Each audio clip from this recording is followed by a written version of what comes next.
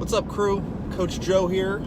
Just taking another one of your questions from the private group. If you're not in our private member group on Facebook, click the link here in the description and you will join right in. We'd love to have you along. This question came from Nina, and she asked if you took kind of all the nutritional knowledge and all that kind of stuff and boiled it down into, kind of the way she described it was like a plan A, plan B, plan C, if this happens, then do that type deal. What do you recommend? So first things first is we have to have sort of a working understanding of what the nutritional priorities are, right? So at the base of everything, kind of picture like a pyramid, right? The base of everything is your energy balance, right? Calories in versus calories out. So that's kind of the big governing factor. So if you're overeating and you're not exercising, you're not going to lose weight, right? Simple as that. So if you are trying to lose weight, you need to make sure you're in a caloric deficit, right? Which you can offset by eating less and exercising. Cool? So we kind of have that as like a base, right? And then on top of that, we can kind of start getting more and more detailed with things like your macronutrients, right? So how much protein, carbs, and fat are you eating, and from what calorie count you're going from. Beyond that, you can go with like your nutrient timing. So when are you eating those foods? And then on top of that, you'd have the composition of those foods. So like, where is it all coming from? Are you eating natural peanut butter? Are you eating regular store-bought stuff? Whatever. And then you kind of cap it off with supplements. All right. So let's say we got a pretty good understanding of what that is, or at least a basic understanding. Then you can start to formulate what your plans are going to be. And here's what I would recommend. Okay. Best case scenario. This is a best case scenario. Is you have prepped your food yourself, so you know where it's coming from, you know what went into it, it's weighed and measured, you've packed it, you have it with you, and you follow through with eating it every 3 or 4 hours, whatever kind of schedule you're on. All right. So not only are you're eating at a caloric deficit if your goal is to lose weight, right? You've got the proper macronutrients broken down into each meal. You've timed it right, the food's coming from a good source, and then if you're taking any supplements, cool. That's plan A, okay? Plan B, this is what I do with my clients, right, is if we can't get that done, that's fine. Let's look at the foods that you are eating, right? I'm not so much concerned about the quantity as I am the quality of the food you're taking in.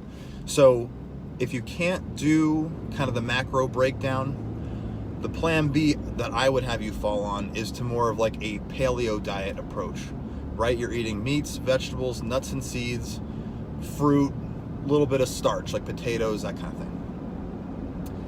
Or another great food list to go by is the FODMAP food list, right? Which actually is in the files section of our group. So if you click on that, there'll be a PDF download.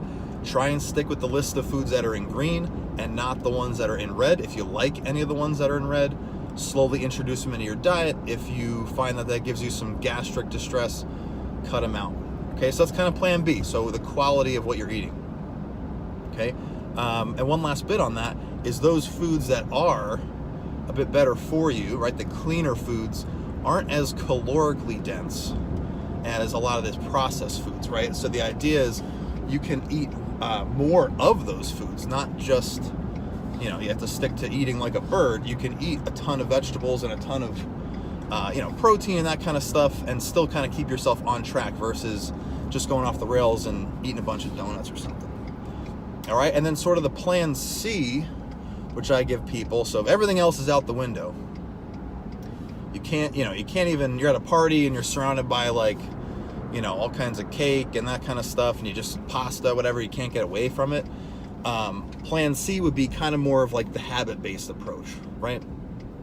Is you get your plate of food, maybe you get half as much as you'd usually get, right? Try and eat your meals slowly so you feel yourself getting fuller sooner. Maybe only eat until you're 80% full, right? Don't try and just load up. Have a little bit, eat slow, put the fork down between each bite, and then, just take your time and you get full sooner, and then, you're done before you know it. And also, too, I'd recommend is increase your water intake, all right? So you're drinking more water, let's say in this social situation where you're eating slow, you're drinking more water, and you're only eating to about 80% full, because at the end of the day, then you're probably eating less calories than you otherwise would have. All right, so just to recap, You got three main approaches of plan A, B, and C. Plan A is best case scenario. You have cooked, weighed, measured, divvied up all your food, you've got it with you, you follow through with eating it on time, and you're good to go. Plan B, I would fall back on more of like a paleo diet or FODMAP food list approach. Stick with those foods. Not so much concerned about the quantity, right? Because those foods are less calorically dense, so you can eat, a ton of broccoli and tuna fish, and you're not going to get super fat. And then the worst case scenario is I would focus on more of the habit type stuff. Eat slow, don't eat to your full, right? Eat to about 80% full. Increase your water intake, so that's taking up some space in your stomach. So hopefully that helped. If you liked it, give me a thumbs up. If you have any more questions, comment below. I'm happy to answer them, and we'll see y'all soon. Bye.